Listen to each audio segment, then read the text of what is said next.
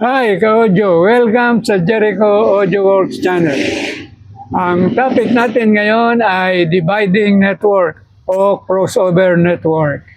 Marami na akong napanood na vlog tungkol sa dividing network at halos lahat naman ay kung paano ito gamitin at sound check. Sa vlog na ito, sisiyasatin natin o pag-aaralan natin ang dividing network. Kaya sa vlog na ito, malalaman natin ang mga sumusunod. Number 1, characteristics ng mga components ng dividing network gaya ng resistor, capacitor, at inductor. Number 2, paggawa ng circuit diagram ng isang dividing network. Sa circuit diagram, malalaman natin kung paano ito nakadesign sa woofer, sa mid at sa high.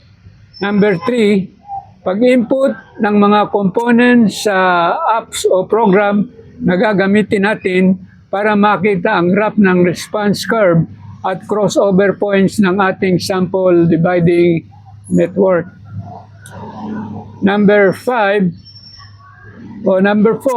circuit configurations ng dividing network na tinatawag na first order, second order, at hanggang fourth order networks. Number 5, ano ang slope ng dividing network? Number 6, meter protection. Number 7, kung ano ba yung notch filter, Sobel circuit, decibel, at octave. Kaya konting tiyaga lang mga ka-audio.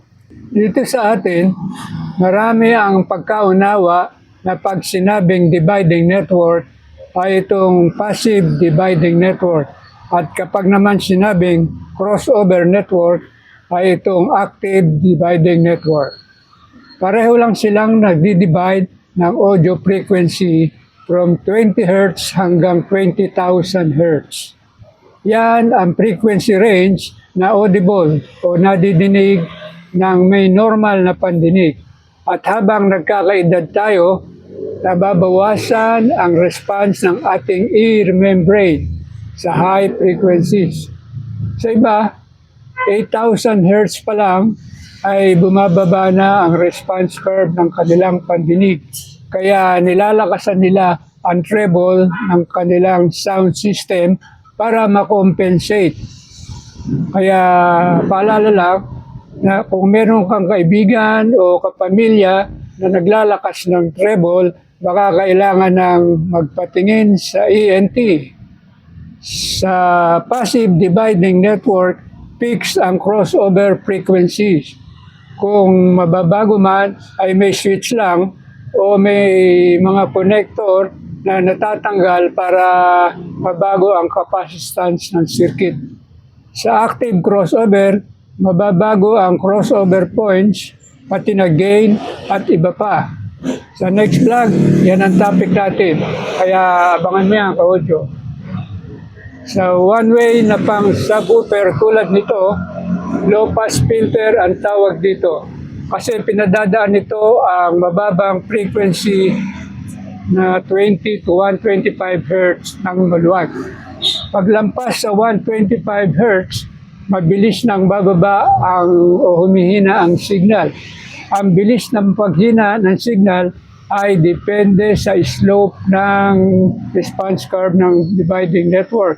Kapag ang signal ay mula sa malakas at bumaba ng ganito, mabagal ang paghina ng signal. Paglampas ng 125 Hz. Pag ganito naman, mabilis ang paghina ng signal. One-way na pang mid-range, available din sa market. Bandpass filter ang tawag doon. One-way na pang tweeter tulad nito, may capacitor at inductor at ang frequency ng crossover ay depende sa value ng inductor at capacitor. High-pass filter naman ang tawag dito dahil pinadadaan nito ng maluwag ang mataas na frequencies. Sa two-way dividing network tulad nito, may dalawang crossover points. 20 Hz hanggang 3,500 Hz para sa woofer at 3,500 Hz pataas para sa tweeter. Sa three-way tulad nito, may tatlong frequency bands. 20 to 800 Hz para sa wooper, 800 Hz hanggang 5,000 Hz para sa mid-range, at 5,000 kHz hanggang pataas para sa tweeter. Kung mapapansin niyo, mayroong laging ganitong iron core. Ito ay para lumakas ang inductance ng coil. Kapag inalis mo yan, malaki ang ibababa ng inductance. Mababago ang crossover points at tunog ng iyong speaker. Kapag pinalitan mo ng non-magnetic material tulad ng aluminum o copper, bababa rin ang inductance. Kahit itong mas maliit na inductors at tweeter ay may ferrite core sa loob. Dahil kung hindi lalagyan ng iron, mas maraming ikot ng magnet wire ang kailangan, kaya lalaki ang sukat, bibigat at siguradong mamamahal. Para maintindihan natin kung paano gumagana ang dividing network, kailangan alamin natin ang mga characteristics ng mga components na ginagamit sa dividing network. Itong inductor, capacitor, at resistor. Sa inductor, kapag ang current ay DC o permis lang na voltahe gaya ng sa baterya, ang resistance ay yung sa copper wire lang nito. Konti lang o maliit lang. Pero kapag may audio signal na, bukod sa resistance ng wire, nagkakaroon ng pangalawang resistance na higit na mas malaki sa kanyang DC resistance. Ang tawag dito ay inductive reactance. Ang total resistance ay hindi ina-add lang ng simpleng addition lamang, kundi ang pag-solve ng hypotenuse ng isang right triangle. At yung hypotenuse na yon, ang impedance ng coil.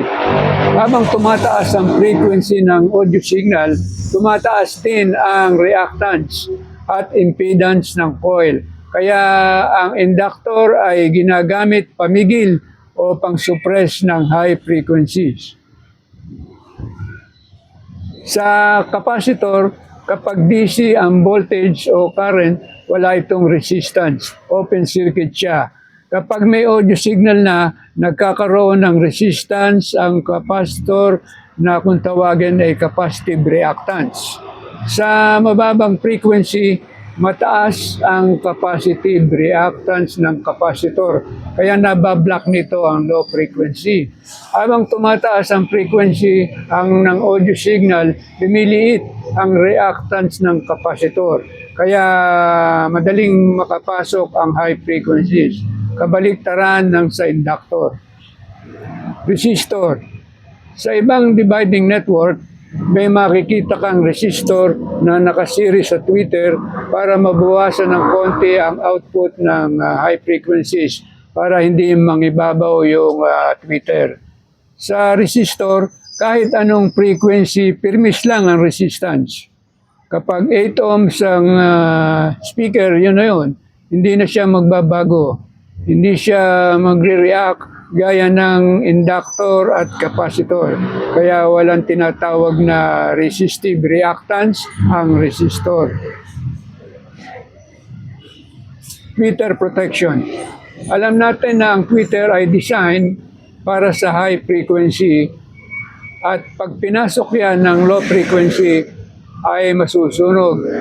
Para maproteksyonan sa mababang frequency, nilalagyan ng capacitor na may tamang value in series sa tweeter.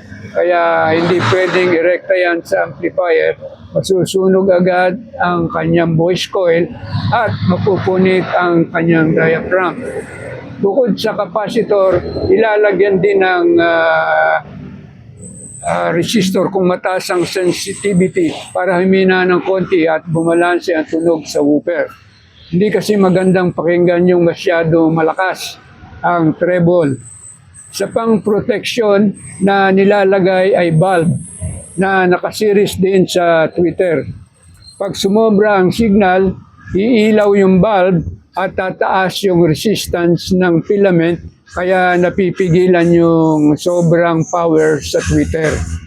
Kaya lang, mabagal ang response ng bulb. Kailangan mag-init muna yung filament para tumaas yung resistance. Kaya sa ibang dividing network, sa halip na bulb ang nilalagay ay thermistor. Isa itong klase ng resistor na mas reliable kaysa sa bulb pang-protect ng tweeter. Biglang tumataas ang resistance nito sa oras na lumampas sa maximum value ang current sa tweeter. Babalik agad ang resistance nito sa normal once ang current ay nag-normalize na sa tweeter. Ang tawag dito ay PTC or Positive Temperature Coefficient Thermistor. Yung iba naman ay may voltage protection circuit para sa mabilis na response pang-protect sa tweeter at mid-range. Notch filter. Dahil sa pagtaas ng impedance ng speaker sa kanyang resonance frequency, nilalagyan ito ng notch filter para in parallel sa speaker para makontra ang pagtaas ng impedance. Resistor, capacitor at inductor ito in series. Sobel circuit. Paglampas sa nominal impedance ng speaker, unti-unti na namang tataas ang impedance dahil naman ito sa inductance ng speaker voice coil. Para ma-counter ang pagtaas na yan, nilalagyan ng Sobel circuit. Resistor, capacitor, in series ito, in series, at nilalagay in parallel sa speaker. Ang paglagay ng notch filter at Sobel circuit ay after ng dividing network. Take note na yung pagtaas ng impedance ng speaker ay hindi na natin mababago yon. Ang nababago lang ay yung impedance na nakikita ng dividing network. Mas malapit sa average 8 ohms o nominal 8 ohms ng speaker, mas maganda ang performance ng dividing network kumpara sa walang notch at Sobel circuit. Kaya makikita natin na pag sinabing 8 ohms, ang speaker, ito ay average lang. Meron akong vlog dyan, audio, panoorin mo yung Understanding Loudspeaker Specifications 101 para sa kumpletong detalye kung saan kinuha ang speaker rating na 8 ohms. Decibel. Ang frequency response unit na ginagamit ay decibel or dB at makikita rin yan sa mixer output LED. Ito yung sa ibang knob ng ibang amplifier, makikita ang 0 dB sa gitna o 12 o'clock position. Minus negative dB sa left side kung mahina ang volume at positive naman mas malakas na volume. Sa dividing network, sa minus 3 dB ang crossover point.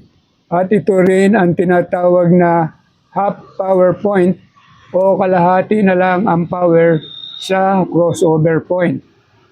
Kung 100 watts yung 0 dB, 50 watts na lang ang power sa crossover point.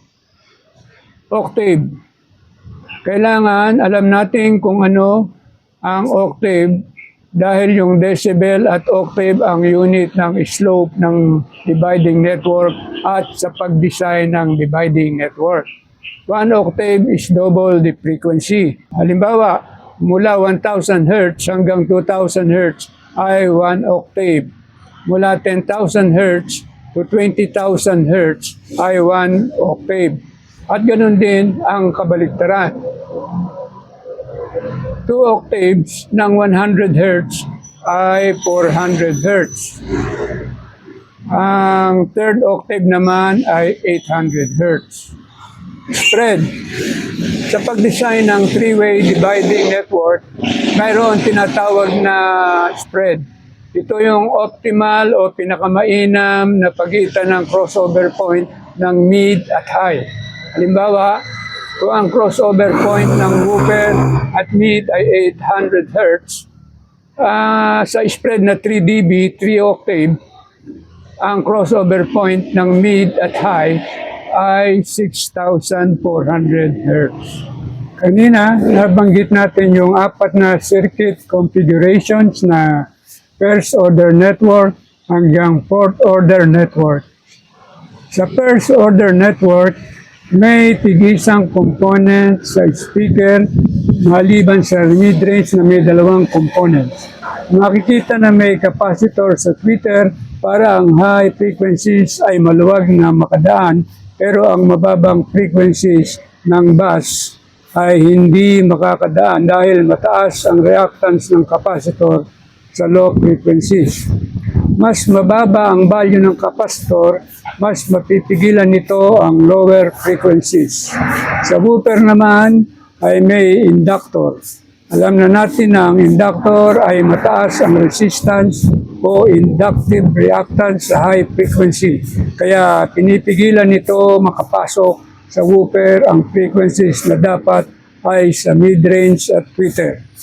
Sa mid, may inductor at capacitor para mid-range frequencies lang ang makapasok. Resonance circuit ang tawag yan at sa gitna ng mid ang resonance frequency ng inductor-capacitor combination. Sa second order network, may tigalawang components sa speakers maliban sa mid-range na may apat na components. Sa market, pangkaraniwan ang mabibili mong second order dividing network ay first order lang ang mid. Kagaya ng ipinakita kanina. Sa halip na may dalawang inductors at dalawang capacitors ay isang capacitor lang at isang inductor. Sa third order, may tigatlong components sa speakers at sa mid ay may 6 na components. Sa fourth order, may tig-4 na components ang woofer at high. Sa mid ay may 8 components. Sa first order network, ang bilis ng pagbaba ng signal o slope ay 6 decibel per octave. Sa second order network ay 12 decibel per octave. Sa third order network ay 18 decibel per octave. At sa fourth order network ay 24 decibel per octave. Habang tumataas ang order ng network, mas mabilis ma-attenuate ang signal dahil mas matarik yung slope ng curve at makikita natin yan sa graph ng response curve sa pag-input ng mga components sa computer app na gagamitin natin. Ngayon, makikita natin ang response curve ng ating sample subwoofer dividing network na ito.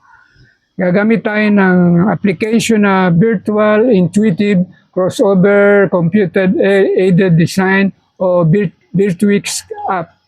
At mas powerful ito kaysa XSIM app.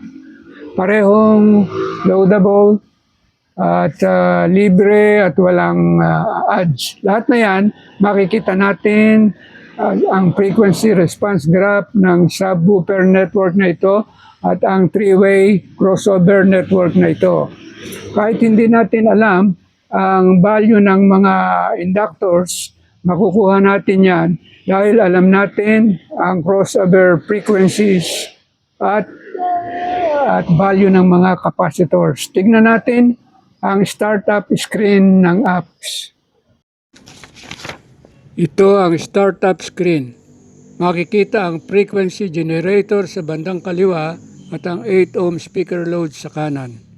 Dito sa right side ang graph na kailangan natin. I-double left click lang para lumaki. Okay. Dito sa bottom left side, mababago mo ang mga components value tulad ng resistor, capacitor at inductor. Ilagay natin ang inductor sa circuit na may initial value na 1 millihenry. I-connect natin sa circuit ang inductor sa paglalagay ng connecting wire sa signal generator at inductor.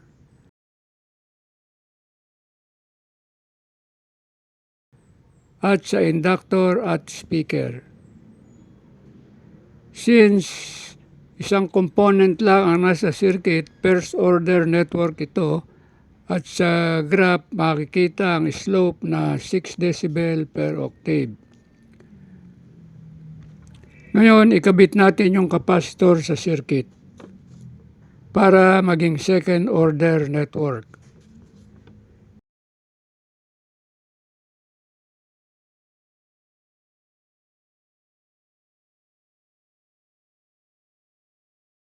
Ikabit natin yung grounding ng capacitor. Sa graph, makikita ang pagbabago ng slope. Yan ang slope na 12 decibel per octave. Ngayon, palitan na natin ang value ng capacitor dito sa box at gawin nating 90 microfarad.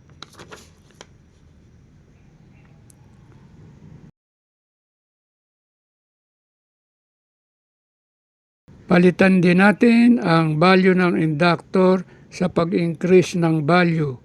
Press up arrowhead.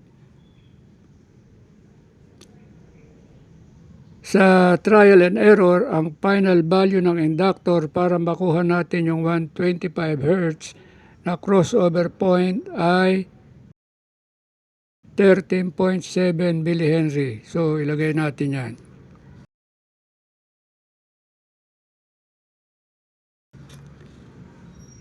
Yan ang final graph ng ating sub-crossover network. Ang crossover point ay nasa 125 Hz at minus 2.9 dB. 0.1 difference sa minus 3 dB. Okay na yan. Ngayon, tingnan natin ang iba pang response graph para sa three-way dividing network ng ground. Model CN3600A. Sa paggawa ng circuit diagram, para madali, i-layout muna yung PCB at ilagay yung mga components na nakasolder at madali nang matrace ang circuit diagram. Balik tayo sa app para makita natin ang circuit diagram ng dividing network. Ito ang single line diagram ng ating three-way dividing network. Inalis ko muna ang ground ng mid at high para makita natin ang response graph sa whooper sa 800 Hz crossover sa mid. Nasa 8.2 millihenry ang value ng inductor. Kukonek ko na ang ground ng mid para makita natin ang response graph ng mid network. Cone shape ang response ng graph. Hindi maganda ang kanyang bandpass. Makikita natin na first order lang ang mid network at ang slope ay 6 decibel per octave. Sa 800 Hz crossover ng mid at whooper, 3.3 millihenry ang inductance ng coil at nag-cross sa minus 14 dB. Malayo sa minus 3 dB na dapat crossover point. Para makita natin ang response curve ng tweeter, ikukonek ko na ang ground ng tweeter. Base sa crossover point na 5,000 Hz, 42 microhenry ang inductance ng coil at ang crossover point ay nasa minus 21 dB. Malayo sa minus 3 dB na dapat crossover point. Overall, hindi maganda ang response graph kung tama ang 800 at 5,000 Hz na crossover points. Palagay ko hindi tama ang nakasulat sa box na crossover points. Para ma-improve ang bandpass ng mid, palitan natin yung inductor at capacitor para makita natin ang improvement. Gawin nating 0.226 millihenry o 226 microhenry yung inductor at 35 microfarad yung capacitor at i-bypass natin ang resistor para lumakas ang output ng mid. Makikita ang naging improvement sa bandpass. Ang dating cone shape na bandpass ay napalitan ng bell shape bandpass na mas maganda. I-adjust din natin ang inductance ng whooper at tweeter para nasa minus 3 dB ang crossover. Tandaan natin ka-audio, ang performance graph na ito ay base sa fixed 8 ohm impedance ng speakers. Kaya nilalagyan ng notch filter at Sobel circuit after the dividing network para hindi ganong lumayo sa 8 ohm ang impedance ng speaker. Kung nagdi-DIY ka, makakatulong sa iyo ang Calc Tool app. Input mo lang ang gusto mong crossover frequencies at impedance ng mga speakers at lalabas na ang mga values ng capacitors at inductors. Hindi mo na kailangang mag-compute pa. Hanggang dito na lang ka-audio. Sana ay mag-like at mag-subscribe ka na sa Jericho Audio Works channel para kita mo agad ang susunod nating vlog, ang Active Dividing Network. Hanggang sa next vlog ka-audio. Bye!